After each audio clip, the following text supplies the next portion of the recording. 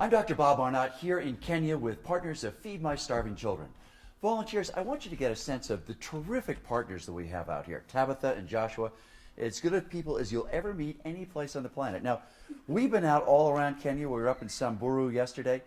So the volunteers back home understand it. What drives you to get in a car and go for 8 or 10 or 12 hours into the most desperate parts of the world with incredible danger and environmental risks to try to save these children? Well, we have a conviction, we have a drive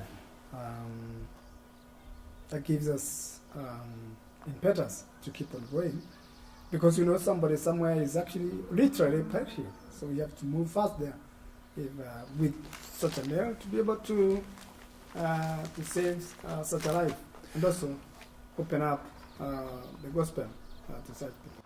And that's a really important point for the volunteers to recognize, is that it isn't just feeding tummies, you're feeding souls as well. That's That when you go into these communities, it's a great way to be able to open the community up to the gospel. Tabitha, how do you see that with your own eyes? Actually, it's a blessing and it's an eye-opener that out there are people suffering with no meal, no gospel. So when we hear or see such, we have the joy of serving them. First with the filling their tummies, and then sharing the word of God with them, and even the children. So volunteers, you've done an amazing job packing these back in the United States. They're now here in Kenya. Here are two of our partners, two of our best partners. Not that they're not all great, but nonetheless, Tabitha and Joshua. So for volunteers back in the United States and in Minnesota in particular, when this actually goes into a child's body, what do you see? What's the difference?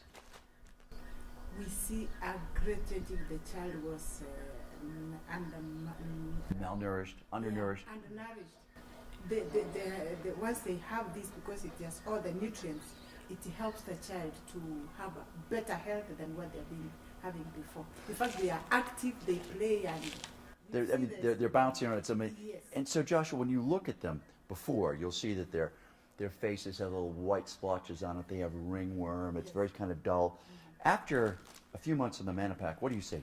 Oh, their health changes dramatically, and you find that it's not just their health, but also their bodies begin, their stature starts to grow, and then you find that kids who are very small, they start to kind of grow very, very fast.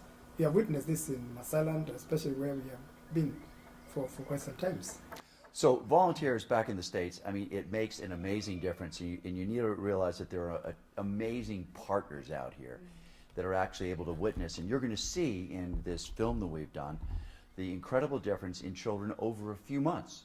To see them come in and they're angry and they feel miserable and they're malnourished and they have, their face is contorted and they have, skin that basically has white blotches on it.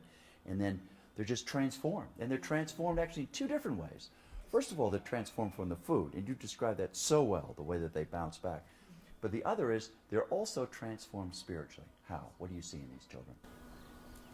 the children they are encouraged to go to church.